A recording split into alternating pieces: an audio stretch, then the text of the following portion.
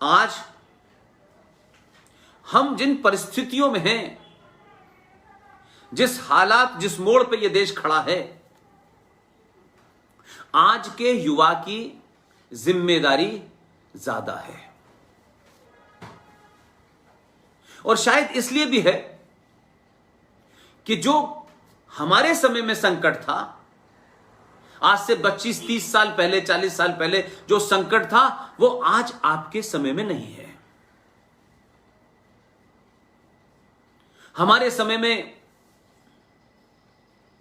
एक रेडियो था जिसे सरकार चलाती है, टेलीविजन बहुत बाद में आया, चंद अखबार थे जो सरकार के चाटुकार थे। तो कम्युनिकेशन और इंफॉर्मेशन का सिलसिला नहीं था। उससे हुआ यह कि आप दुनिया में क्या हो रहा है, आपके अपने समाज में क्या हो रहा है, आपके इतने बड़े विशाल देश में क्या हो रहा है, इसकी कोई खबर ही नहीं थी, इंफॉर्मेशन नहीं थी आपके पास। तो अलग अलग समय पे अलग अलग तरीके से अलग अलग विषयों पे, घटनाओं पे लोगों ने अपना ज्ञान दिया, और क्योंकि आप भोले भाले लोग थे, आपने मान लिया। लिहाजा 1947 से पहले क्या हुआ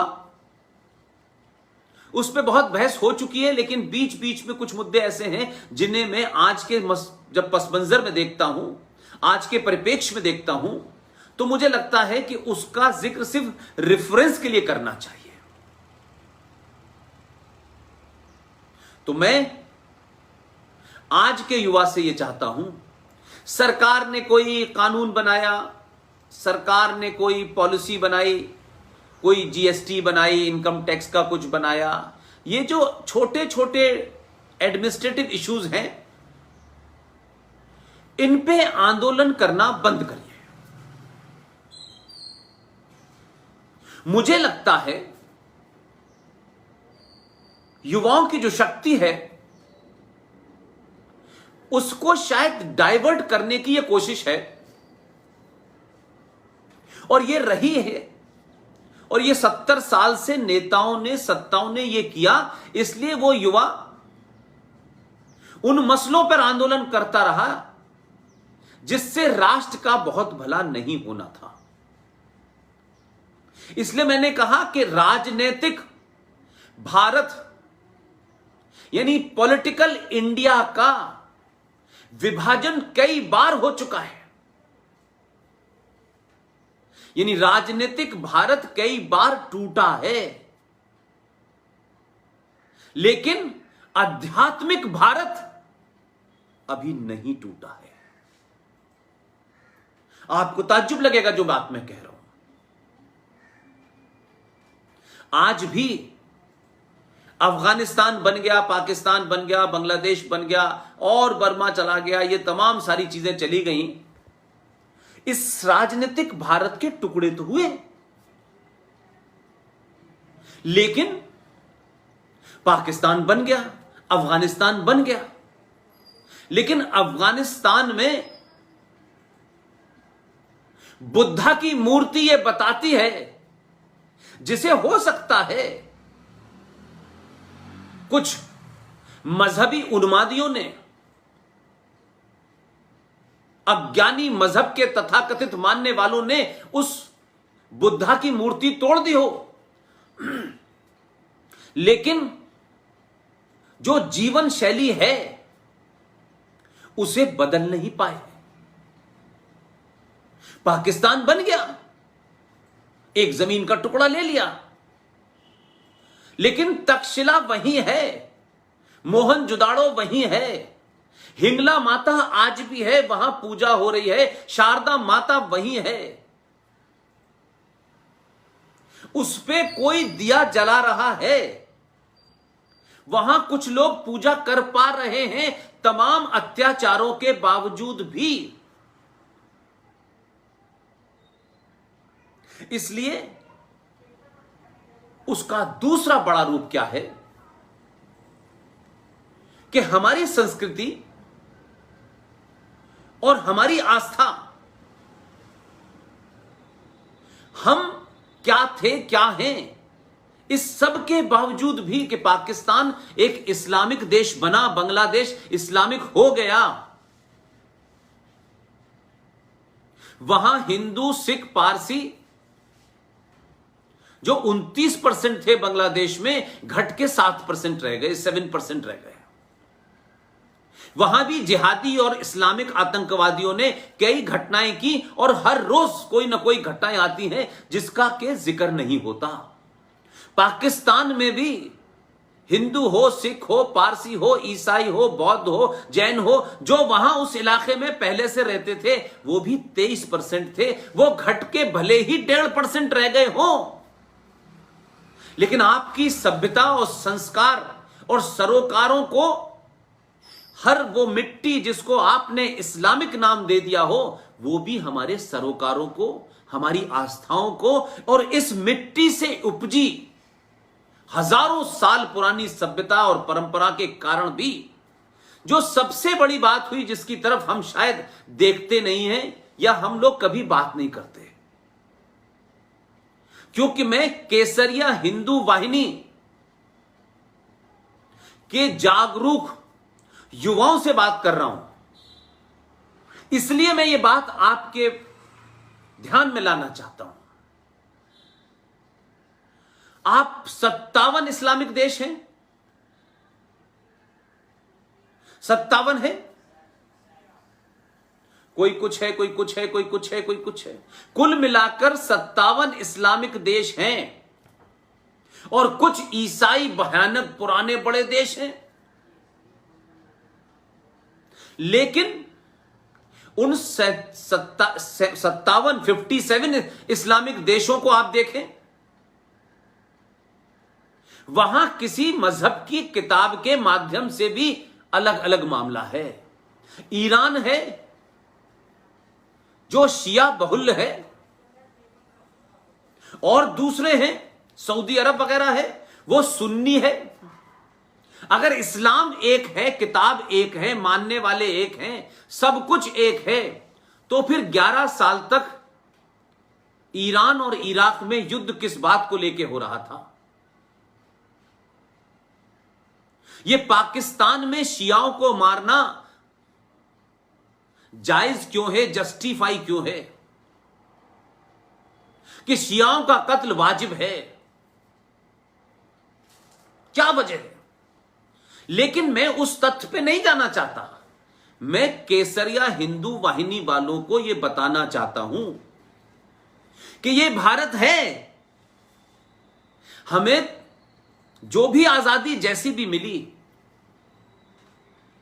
उस आजादी से लेकर आज तक अलग अलग मतों की, अलग अलग विचारधाराओं की, अलग अलग संगठनों की सरकारें आईं, और आज हमें कहा जाता है, सनातनियों को कहा जाता है कि हम लोग बहुत ही पुरुष प्रधान देश है, ये पुरुषों की सत्ता है, महिला का बड़ा शोषण है, महिलाओं के साथ बड़ा अत्याचार होता है।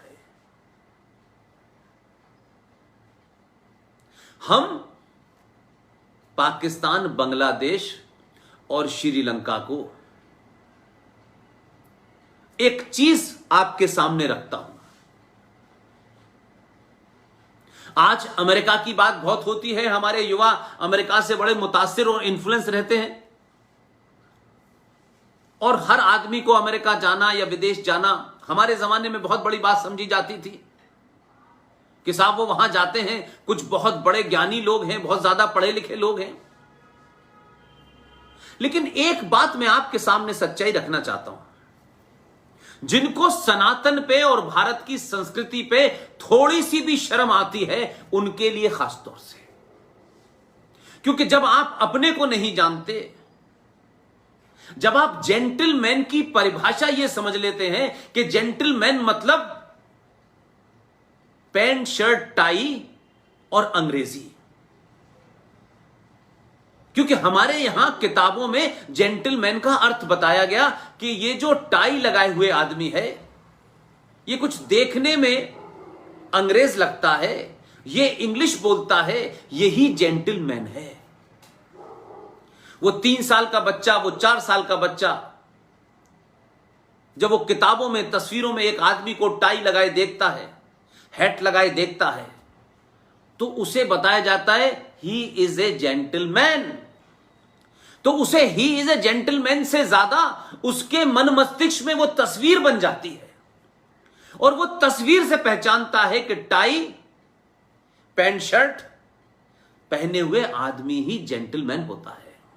जेंटलमैन में सब कुछ अच्छाई होती है, जेंटलमैन बहुत सच्चा आदमी होता है।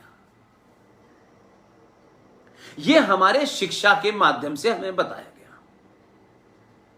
लेकिन वो बच्चा, उसका पिता जो किसान है, जो खेत में पानी लगाता है, जो धोती पहनता है, जो सर पे स्वाफा बांधता है, उसे वो जेंटलमैन नहीं लगता।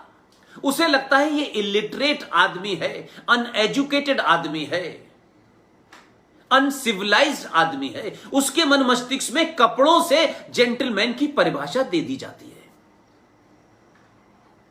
न उसे हमने संस्कार बताए, न जेंटलमैन की परिभाषा बताई, लेकिन हमने तीसरी क्लास के बच्चे में एक ऐसी आकृति पैदा कर दी कि वो उस आकृति में हर उस अंग्रेज को देखता है, और उसका रवैया अपने देश, अपने घर से ज्यादा उसे जेंटलमैन की तलाश होती है। तो जब जब वो बड़ा होता है और उसको लगता है कि कहां जाना है, तो जेंटलमैन के देश में जाना है, ये तो अनसिविलाइज्ड देश है। एक मानसिकता थी, और ये मानसिकताओं में हम बड़ों का बड़ा हाथ है, हमारे बुजुर्गों का, बुजुर्गों के बुजुर्गों का बड़ा हाथ है। ये चर्चा जो आज 2020 में केसरिया हिंदू वाहिनी के प्लेटफॉर्म पे हो रही है, अगर ये आज से 50 साल, 100 साल पहले होती, तो आज जिन चुनौतियों को ये देश भुगत रहा है, जिनका आमना सामना कर रहा है, आज हम वो न करके उससे आगे का काम करते। 70 साल में हमें यह बताया गया कि स्वच्छता भी इंपॉर्टेंट है, क्योंकि स्वच्छता हमारे सनातन का हिस्सा था। लेकिन हम एक लंबे कालखंड में चले गए, और उसके बाद आने वाली सत्ताओं ने भी सिर्फ राजनीति करके, सत्ता के शीर्ष पे बैठ करके कैसे भी सत्ता बनी रहे, इसमें ताकत लगाई, ना कि पुरानी जो भारत की संस्कृति थी उसको स्थापित करने, उसके तमाम वो चीजें जिसको बताना चाहिए था वो नहीं बताई। इसलिए हम सब लोग भी तथाकथित आजादी के बाद से दिग्भ्रमित हो गए।